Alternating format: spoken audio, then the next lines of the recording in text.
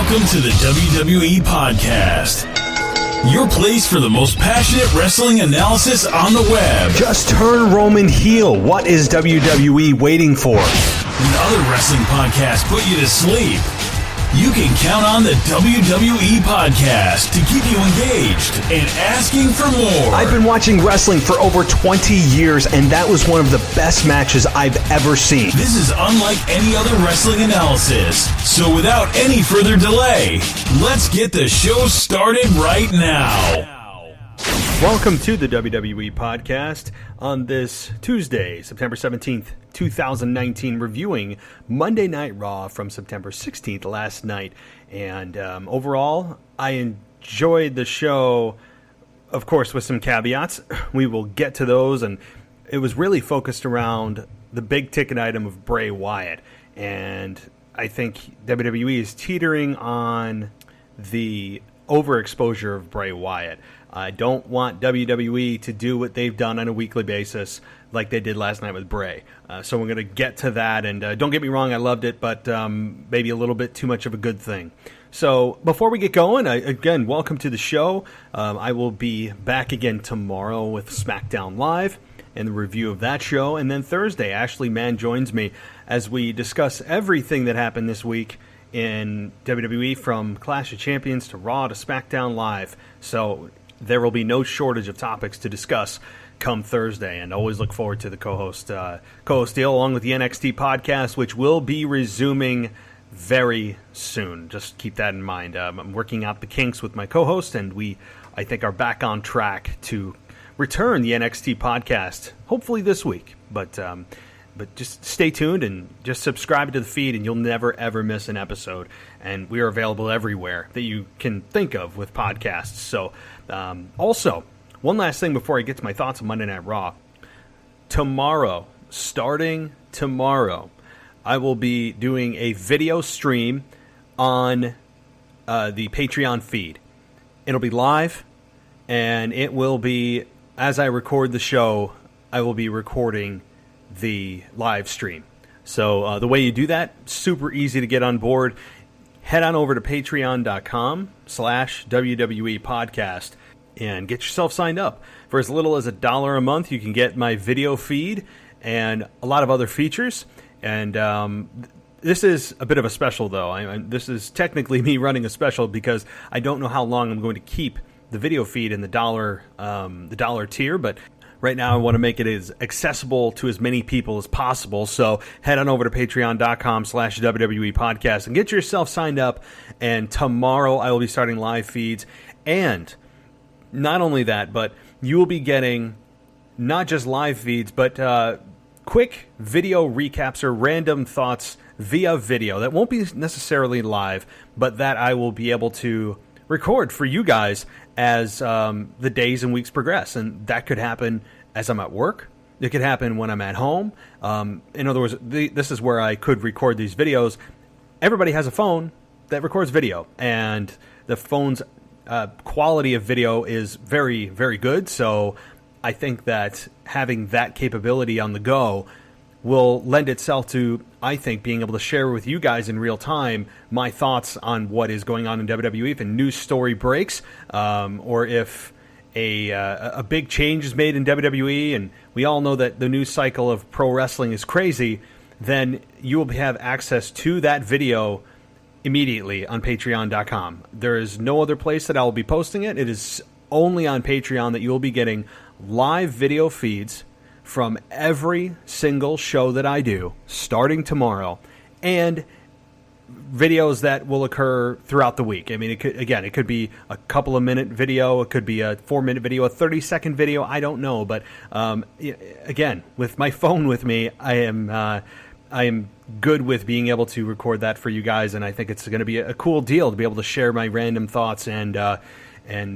being able to do video is I think a step in the right direction. It's a step above audio. So just a bit of a heads up there. Again, head on over to patreon.com/WWE podcast and get yourself signed up, and you can get not only all video access, including live video and pre-recorded video throughout the week, but also you get every single show ad-free.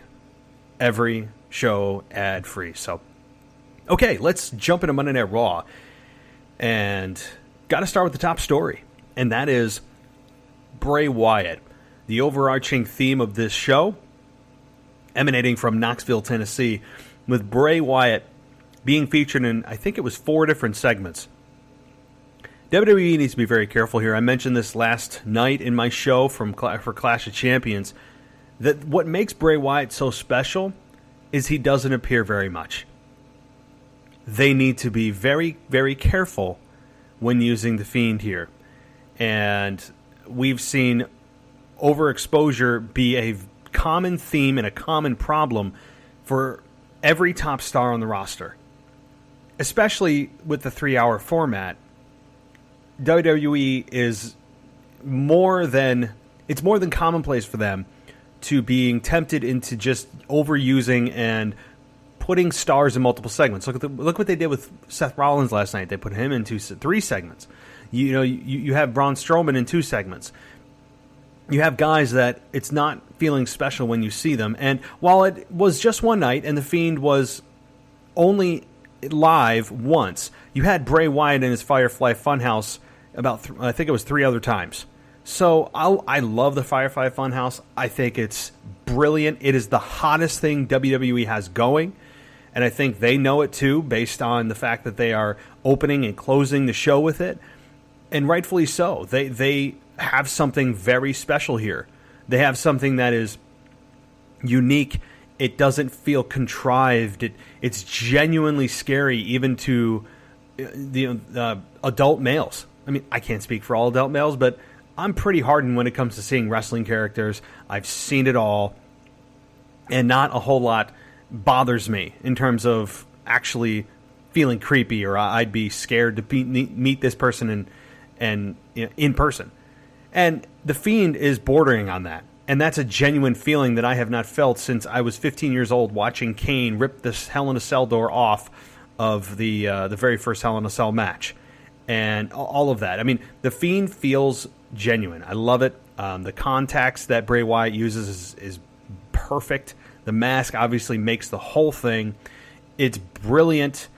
I'm just concerned WWE is going to use him and use him and use him and use him because he's so hot.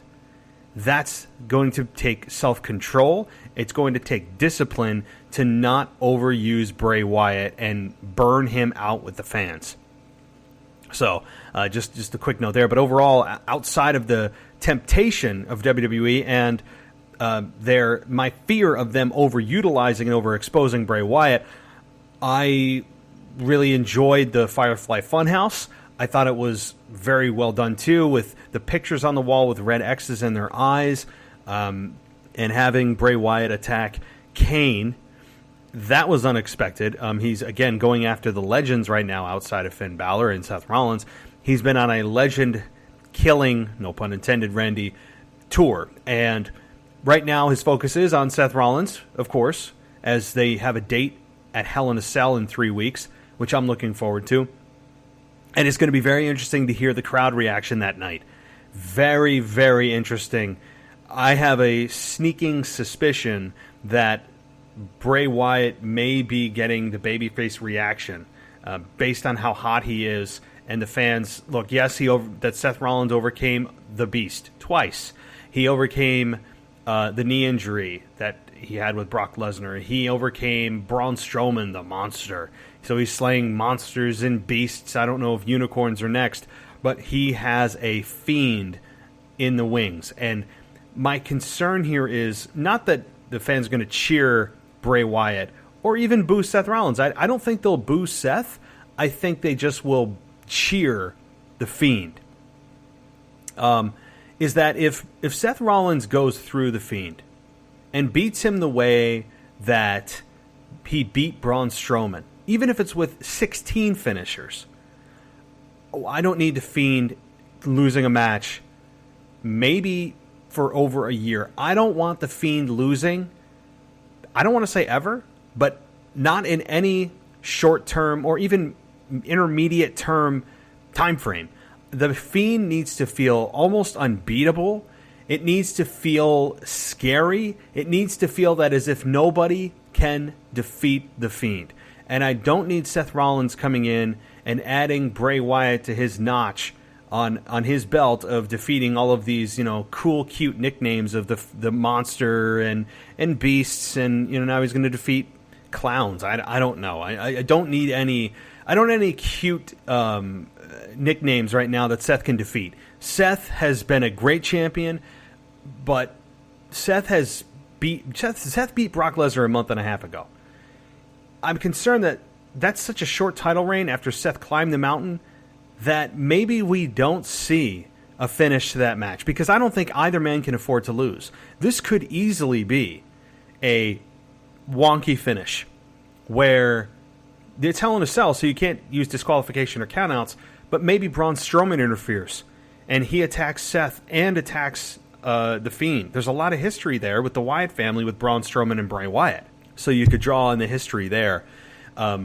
Maybe that's how it happens. Maybe, I don't know, The Undertaker interferes. Maybe Brock Lesnar comes in and decimates both men to where they can't compete. There has to be some kind of weird finish. And maybe it is, if Seth Rollins defeats The Fiend, this is the only way that it can happen to me. If the vision of WWE is to continue to have Seth Rollins as champion, the way that you beat The Fiend, if you have to have it happen, if you're not going to do a double knockout or both men can't continue so the match is over and it's a tie, which goes to the champion, if you actually want The Fiend to lose, to have Seth pin him, you could have somebody interfere to cause Bray Wyatt to lose and target Wyatt. It could be Braun Strowman again. It could be Brock Lesnar going after The Fiend and putting him down and hitting him with multiple finishers, and Seth just crawls to make the cover. A la Shawn Michaels' Undertaker in 97 at Bad Blood, when Kane interfered, tombstoned The Undertaker, and Shawn Michaels crawled out of a pool of his own blood to cover The Undertaker for the win. Maybe that's the way that he wins. And I'm fine with that, and only that way. But if it were up to me, I would have neither man win. I know the crowd's going to call BS and chant BS on this, but to be totally honest, you have two baby faces in there. I don't care what they book Bray Wyatt as. He is a face. You have two mega baby faces in there. You have a really hot, up-and-coming, most talked about, best thing WWE's done in a while in Bray Wyatt. And then you have the elder statesman, the guy who's scratched and clawed and said pro wrestling isn't who and what he is. This is his life. This is what he breathes, is pro wrestling and being a wrestler. And the fans can relate to him, and he's pretty damn over. Not nearly to the level that they probably would like, but he's mega over. And you cannot really afford either man to lose clean to the other. So there has to be some kind of interference, wonky stuff going on. But, of course, we'll get to the prediction show in a couple of weeks. But that's my feeling preliminarily on the Hell in a Cell match with Seth Rollins and Bray Wyatt. Another thread that was being woven throughout the entire show was the 24/7 championship storyline with R-Truth and Glenn Jacobs, the mayor of Knox County in Tennessee. And having Glenn Jacobs and R-Truth interact was relatively entertaining. And I'm fine with it. The absurdity of this belt is, I've thrown in the towel in terms of even trying to remotely think about the concept of this and the plausibility of the whole thing. I've turned my brain off, buried it, and it's 6 feet deep. I mean, you have to do that with the plausibility of this whole thing. And I understand it's supposed to be silly, but there's times where I feel like I'm watching a children's show that it's like I have to believe in Santa Claus again to find any kind of entertainment out of this. But again, I see why people are entertained by it. I'm fine with it from the perspective of, hey, WWE needs a comedy break, and Kevin Dunn and Vince McMahon just can't help themselves, and this is right up their alley. So let's throw in some terrible comedy. And not all 24/7 segments are terrible. They're not. I think generally they're mildly entertaining. I'm watching, but sometimes I feel dumber for watching. I feel like my IQ drops a few points after watching some of these segments. But it's almost it's like a guilty pleasure that I can't stop myself. Like my brain is craving this drug, and then I feel dumb for doing it, but then I want it again. It's a weird, vicious circle. But that's what the 24/7 storylines are every single week. So Kane brings them around Knox County and brings them to the Volunteers Stadium the Tennessee football, and ends up bringing out a faux police officer, which was really disguised as a referee. And then Kane ends up pinning R-Truth, gaining the 24/7 title. And then R-Truth is believed to be on top of Kane's limo as he drives to Monday Night Raw and pins Kane. Kane threatens to chokeslam him and says it feels good to be home on Monday Night Raw. Comes out and chokeslams really everybody in sight that was in the ring. I mean, you're talking AJ Styles and the OC, which were completely lost on Monday Night Raw. Like, weren't even... It's as if they were just the afterthought of the show, which was a bit surprising, kind of disappointing. But Kane came out, and it was good to see Kane. I mean, for a while there, I think he was damaged by corporate Kane. Did he overstay his welcome a little bit in that role? Probably. But Kane is one of my favorite characters of all time. He had so many good moments. I think he never really truly got the title run that he deserved. I know that he held the World Championship a couple of times, most notably when he defeated Stone Cold Steve Austin at the 1998 King of the Ring at a First Blood match, and only held it for a night, and we had Austin win it the next night. I feel Kane was a bit robbed out of the true title run that he deserved, and he was a great heel and face. And he's a topic that I could discuss at length in an entire show, so I'll pause there. But in terms of Monday Night Raw, it was great to see him come out and dish out some choke slams. It felt like old times, and only to have Bray Wyatt come out and attack the Fiend. And it was a cool moment, a great way to end Raw, great visual, and having the Fiend not attack Seth, but just kind of get up in his face as Seth sits there in, I don't want to say fear, but sits there hesitantly and cautiously as the Fiend is within inches of his face. And so it was a cool way to end Raw, a cool way to bring Kane back. And the 24/7 title is, boy, I don't know how much longer it's going to run its course. I don't think it has a long shelf life, but R-Truth may be champion for life. Okay, another thing that popped out to me was the Mike Kanellis, Maria Kanellis storyline, the whole gender reveal party that was thrown for her, and she said it's a boy. And we get Maria saying that the real father, because she's been teasing that for a few months, and then it got dropped, and now it's back. She pointed to Ricochet. Ricochet denied it. And then Mike Kanellis ends up slapping Ricochet. They have a match in the ring. Ricochet defeats him pretty soundly. And then having Maria come out there and revealing to Mike Kanellis who the real father is. And we get the returning man, the returning mustache man of Rusev, the Bulgarian mustache brute. And he's back. It looks like he's dropped some weight. The mustache is interesting. I don't know if I like it yet, but maybe it'll grow on me. No pun intended. And I think that it could be a nice reset for Rusev, having him be revealed as the father of Maria Kanellis' child. And Mike Kanellis, again, Michael Cole put it very nicely. He's a fool. He is a complete fool. And this is where things kind of go off the track for me a bit, though. It's great to see Rusev back. Don't get me wrong. It's great. He's been just MIA for months, right? Why? One out of two questions. Why is Rusev attacking Mike Kanellis? Shouldn't Mike Kanellis be attacking Rusev, and Mike Kanellis is the one who backed down? What beef would Rusev have with Mike Kanellis? Somebody explain that to me. It's a little bit backwards. Furthermore, where's Lana in all this? Does she have nothing to say? That he basically cheated on her and impregnated another woman? And it's been publicized on live national television? So nobody's brought that up. They're just treading in strange water here. The payoff after all this nonsense was Rusev returning to be revealed as the father of her child. But it's a little bit contrived right now. It's a little bit like, are we missing something? What about Lana? What does she have to say about all this? And why does Rusev have the need to attack Mike Kanellis? Why? You're the one who's the home wrecker, and you want to attack the husband?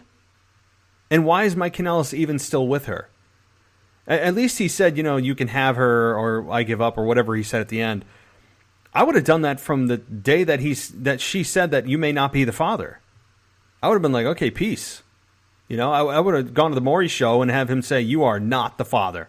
I mean, that's just, what is he doing? It's weird. I love Maria. I think she has a lot to offer. And Mike Kanellis, I think, is talented too, but they're in these really, really weird storylines. Really weird. Really weird. And one little thing I would like to correct. Yes, I know that the OC had a match with the Viking Raiders and Cedric Alexander, and they beat them, but then the OC won. But for all intents and purposes, they were certainly not the focus of the show and felt like an afterthought. For those Twitter police out there, I'd just like to clarify that. Now, we do have a new King of the Ring. A King of the Ring that I believe is the second best choice WWE could have made. The first best choice would have been Drew McIntyre. A favorite, but would have made, I think, complete sense. You have Baron Corbin, a guy that the WWE Universe voted as the least wanted star to be the King of the Ring. Why do you think they did that? WWE needs strong heels, particularly on Raw. They need strong heels. Baron Corbin is a good heel. He's not great. He's good right now. And the crowd genuinely dislikes him. It's a genuine dislike. He's very easy to dislike.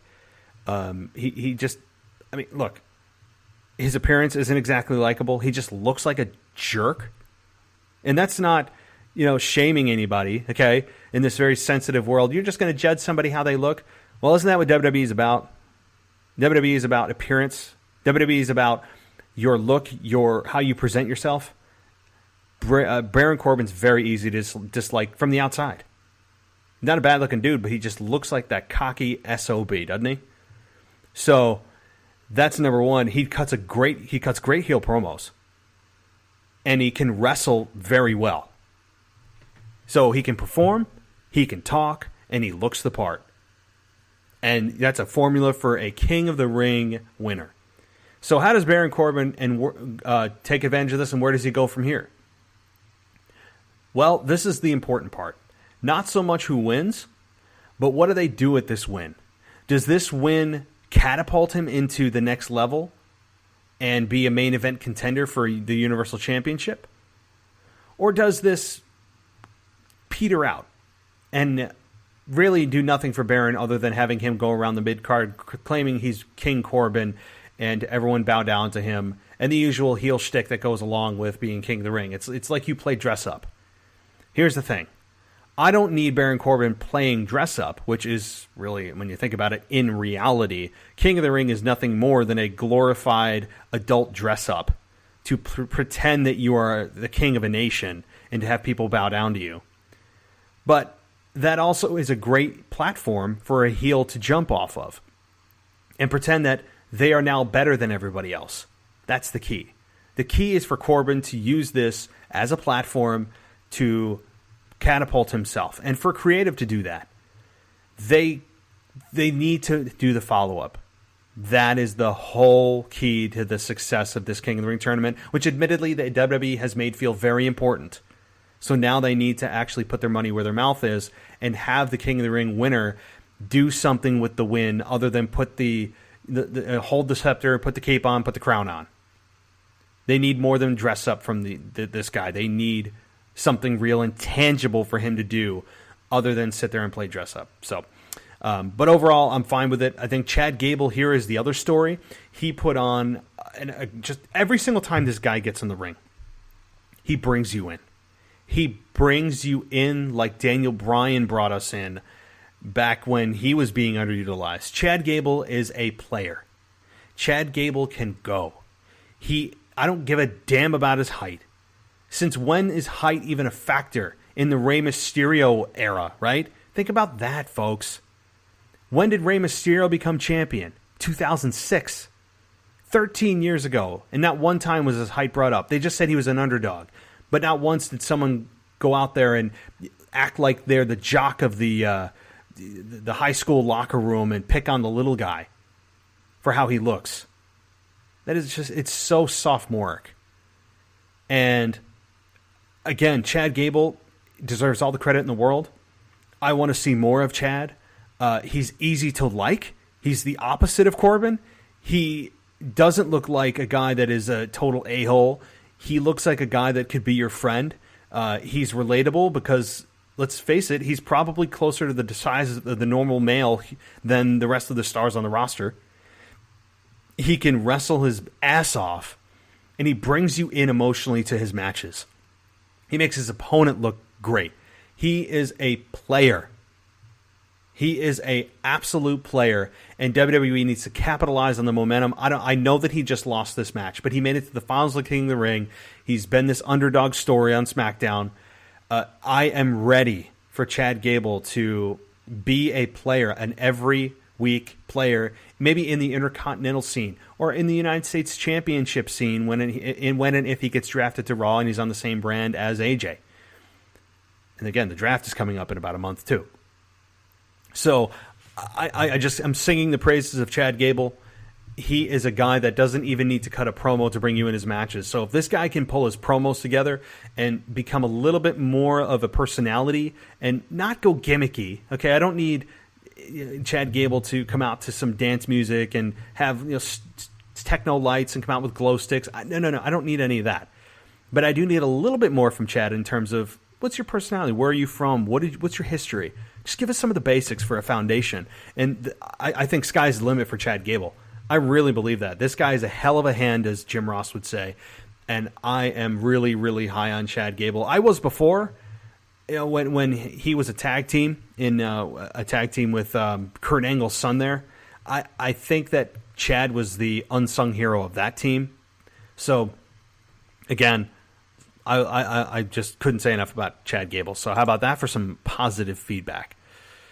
All right, moving on here to the Sasha Banks and Bayley story here and their match with Alexa and Nikki. It was a non-title match, and Sasha ends up winning here with the backstabber on Nikki, and Sasha applies the bank statement, and Nikki taps out.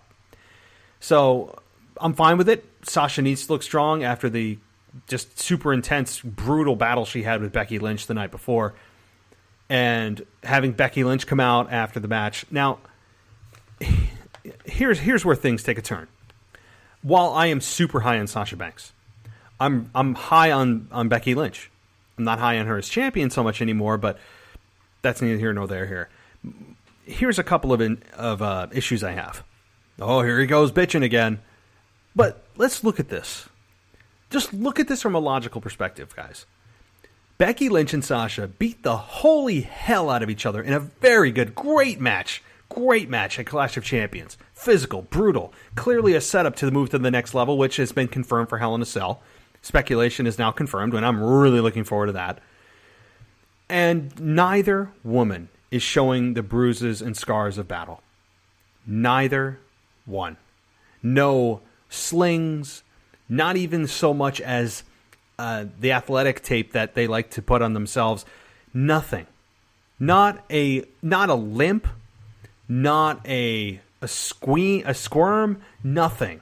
Just business as usual. It's boss time. And suddenly, by the way, we have Corey Graves off the Charlotte train, of which he was the conductor of that train, and switches to Bayley, just boom, because she's a heel. But that's another story. So neither woman is showing their scars from the night before, of which it was less than 24 hours before that. Nobody, I'm sure they're sore as hell in real life, but there's nothing. This is the disconnect for me in a lot of matches. I don't need people coming out in neck braces and slings and crutches, but in battles that are that extreme, you need to have something. You need to show that what's going on here is, I don't want to say real, but it's as real as you can make it. And that's extremely unbelievable to have both women not show a single effect from the night before. Look at Sami Zayn, what he did with The Undertaker. He took one choke slam, and he's coming out with a neck brace. I loved that. Loved it. It's perfect. Not only is it perfect because it shows that choke slam really affected Sami, but heels oftentimes will exaggerate their injuries, right? That it was just a perfect perfect scenario for Sami Zayn. So, again, I don't need extremes here, but there was just nothing, really. So that's my first critique. My second is after Becky comes out at the end of the match and has a chair, because we had Sasha who was going to threaten to beat down Nikki with a chair. As Michael Cole said, it's her calling card. You have Becky Lynch come out there with a steel chair to even the odds and take out Sasha. And I don't know whose idea this was. I really don't. I'm sure it was one of those deals that was discussed and creative and looked really good on paper, and then in execution it just came out looking awful. Awful. Terrible. Terrible. Embarrassing eye-rolling was what happened after the match. The match? Fine. Serviceable. Understand the logic here of Sasha beating down Nikki with a chair. The chair is her calling card, and Becky comes out to save the day and even the odds with a chair of her own. It makes perfect sense. I have no gripes, nothing to say bad about up until that point. You freeze it from there, and it's all downhill to amateur hour here. And having Becky come out and having Sasha there. First of all, I could go through a list here, and I'm debating whether I should or not, because y'all are probably thinking that's all I do is bitch. But this is the stuff that turns audiences off. Becky gets in the ring. There's step number one that should have never happened. Without having Sasha immediately attack her the second she slides in the ring. Why is she giving her distance to enter the ring? That's he's nitpicking. No, I'm not. It makes everyone look foolish. Why is Sasha not immediately threatening to hit Becky with a chair? She's got a chair of her own. And then you have those couple of seconds there when she slides in to immediately crack her. So there's number one. Number two, and maybe the most egregious. How awful. Awful. I don't have words. Horrific? Horrendous? Pick your word here. Did it look with Sasha and Bayley? I'm sorry, excuse me. Sasha and Becky play basically sword fight. It looked like two 8-year-olds having a sword fight in their backyard with those plastic swords. You know, you wouldn't really try to hit them. You would just kind of, they'd have a sword, you'd have a sword, and you'd go left and right and left and right. It looked like two 8-year-olds in the backyard with plastic swords. That's what it looked like. That's the equivalent of that. They weren't even trying to hit each other. It looked like the most terribly choreographed fight scene I've ever seen. I'm serious. I am so serious about that. I'm not making nothing into something here. You cannot sit there as a wrestling fan and tell me that that engaged you and didn't take you out of the moment. It was awful. They didn't even look like they were trying to hit each other. They were sitting there just in a extremely transparent way of a choreographed fight, making sure that I hit my right, you hit your left, you hit my right, you hit my left. Okay, now duck. It didn't look real at all. At all. It was that bad. Go back and rewatch it if you don't believe me. And if you haven't seen it, it's worth seeing if you want to see a car wreck. I'm not kidding. So they had this terribly choreographed 8-year-old sword fight. And then they try to hit each other, and my God, it was just as bad as a sword fight. It was slow motion. It's like as if the chairs weighed 90 pounds each. They didn't have any kind of speed because they were just trying to make sure they hit their spots. It was terrible. Just terrible. So Charlotte comes out to save the day, and to make matters worse, this is part 4. Charlotte is coming down the ramp with no chair in hand, in basically high heels, platform shoes. I don't know what they were. And you have Bayley come up the ramp with a chair, and gets booted in the face as she puts the chair up. How is it even possible, if you have a steel chair, to have somebody who's not armed get the advantage? It's just preposterous. So that's part 4. And then, of course, you have Charlotte and Becky having the stare off as Becky takes advantage and hits Sasha in the back with the chair. Again, some terrible choreographed fight scene there. And it was amateur hour to the nth degree. And I love all four women. It just was just terribly executed. It was just bad execution, bad creative. So I know I don't like to bring down these women. They're phenomenal athletes, and they were just involved in a bad segment. That's all. So whoever put this together on paper, use your brain and think about how it's going to look in execution. Okay. So all right, moving on from my critiques, as I like to label them, or as some of you say, my bitching, whatever it may be. But it's I can't not call them out for that. I can't. This is not State Run Radio, as I always say. This is honest, true opinions. I have no dog in the hunt. I do not work for WWE. I'm not affiliated with them in any way. And when I see crap, I call them. Just as I praise the hell out of a lot of what they've done so far, they deserve a slap on the wrist and a spanking, so to speak, when they deserve it. All right, we had Dana Brooke versus Lacey Evans, and Lacey Evans gets the win as Dana Brooke continues her ascent into, that's right, nowhere. Again, the main event of Seth Rollins and Robert Roode. I guess that sounds more official than Bobby Roode. We have Rollins win after the stomp, and that's obviously when Ziggler broke. I'm sorry. He won via DQ because Ziggler hit the ring and interfered after Seth hit the stomp on Roode to stop him from actually beating Robert Roode. But in all intents and purposes, he did win the match. So it was a solid main event. Didn't last that long. It was, 7-8 minutes. And when you see 4 minutes left, you go, uh-oh, what's happening, right? Like you look at the clock and you say, there's 4 minutes left. What the hell is happening? So that's always something that you keep an eye on. And look, overall, I think it was a good Monday Night Raw.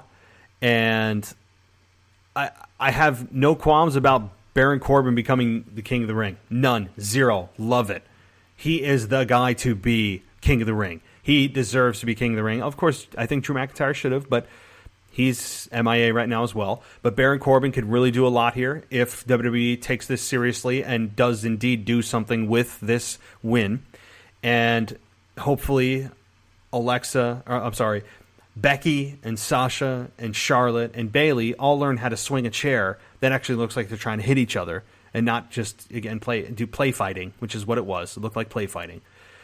So that was probably the biggest downer of Raw, was that just take me out of the moment, eye-rolling, embarrassing. Like, it was one of those segments. I hate to, this is the last thing I'll say about it, and then I promise I won't talk about it again. It's one of those segments that if you're with a friend and you're trying to bring them back into wrestling and, maybe get them to start watching because it's somewhat cool again or whatever, it's one of those segments that you hope they don't see, because they'll look at you and go, seriously, bro? This crap? Like, it's one of those segments that you'd feel embarrassed to be watching with a friend. I don't know other way to say it. It was just, I felt embarrassed. I felt embarrassed sitting at home as a fan. So, all right. Well, that's. I'll end it there, and I know more about that. You guys know exactly how I feel, I think. And so we also had. I'm just reading a little bit of my review here in my notes. Alexa and Nikki cross backstage before their match. They're drinking coffee and taking turns trashing Sasha and Bayley before they went to break. And this is also something that, again, it's a critique, but it's something very easily fixable. And it's WWE's weekly sin of having people have a conversation, not looking at each other, but looking towards the camera, rather than talking to each other because they have to be facing the camera. That's just terrible production.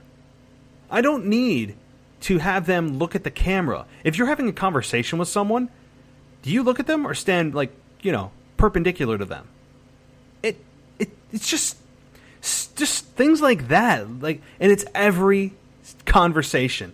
People are angled towards the camera rather than talking to each other, which makes it feel like a production rather than feeling like, hey, there's cameras here capturing what wrestlers are doing every week. Let's see what we can get.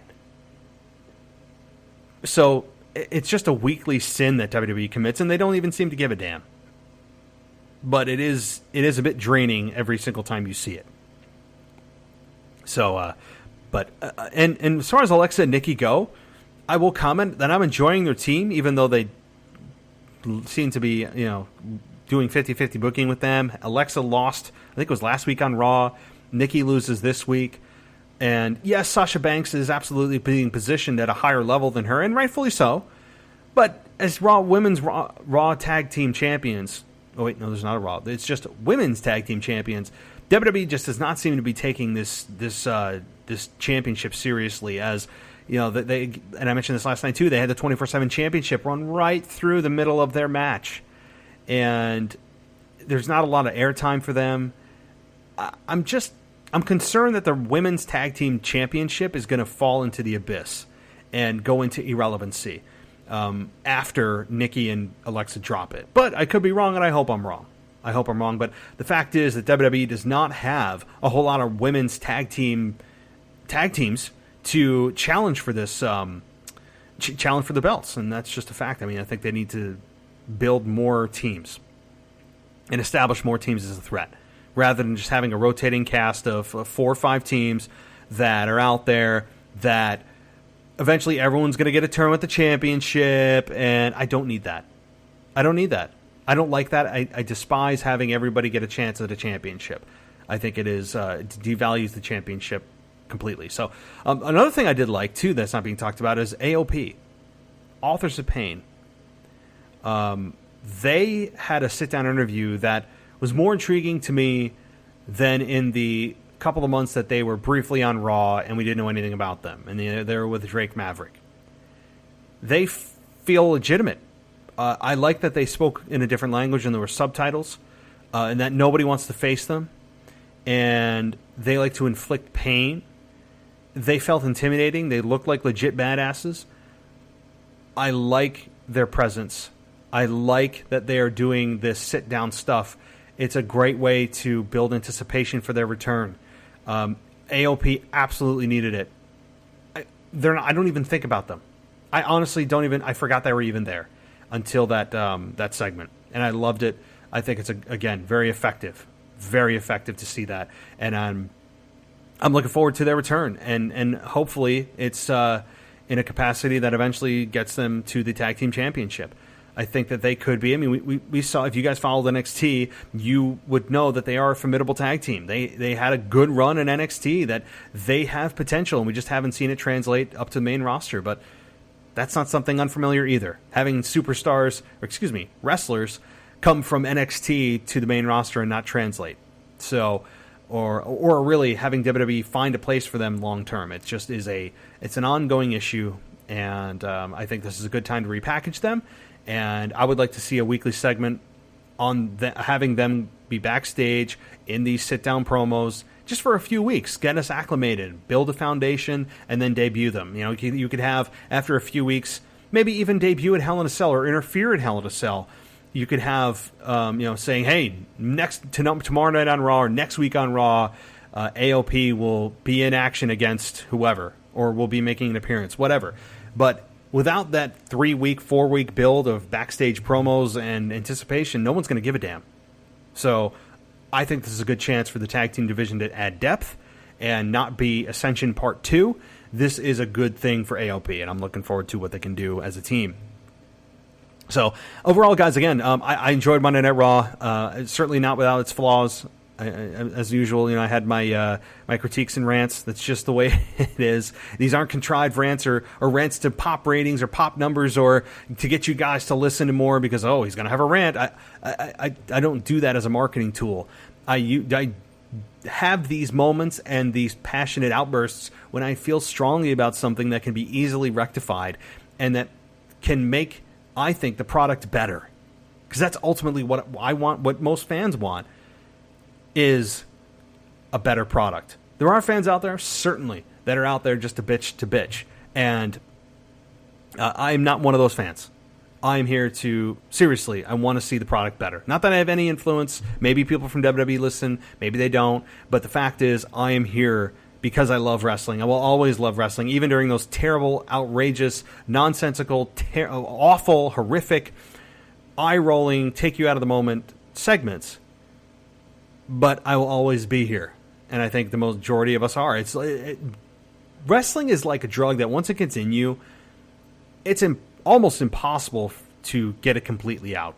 And I've talked to fans that come back even after 10, 15 years and go, I suddenly got hooked again. I had a couple on this show, and I think it's a good thing. Wrestling is just one of those genres that you always peek your head back in, particularly around WrestleMania time. For those of you that aren't true, hardcore fans, as we, I guess, would label them, you always peek back in at WrestleMania. The ratings show it. And wrestling is one of those, I think, pastimes of America, and really the world in some cases. Wrestling is America's pastime. I think almost as much as maybe baseball. You can make an argument. So, anyway. Well, guys, thank you so much for listening. But don't forget, as I said at the beginning of the show, starting tomorrow, I will be doing a live video feed for every show that I do. And again, random video pre-recorded segments only for Patreon members. Again, this is only available for patreon.com/WWE podcast. You will not find this on Apple Podcasts, Google Podcasts, Spotify, Spreaker, TuneIn, iHeartRadio, none of that. You will only find those video segments at patreon.com/WWE podcast. So get yourself signed up. It's $1 a month, and you get every single show ad-free. So there's that too, and you get a shout out on the show and exclusive content, all that kind of stuff. So head on over there. Again, for $1 a month, you can get everything that I just said. Pretty good deal. All right, guys. Well, again, tomorrow I'll be back with your SmackDown Live review. And then on Thursday, Ashley Mann joins me. And the NXT podcast, hopefully this week, makes a return as the NXT Wednesday Night Wars with AEW begins in just a few weeks. NXT gets a bit of a leg up starting a couple of weeks early, but certainly heading into a very, very busy fall. So, guys, as always, thanks so much for listening. I'll talk to you next time.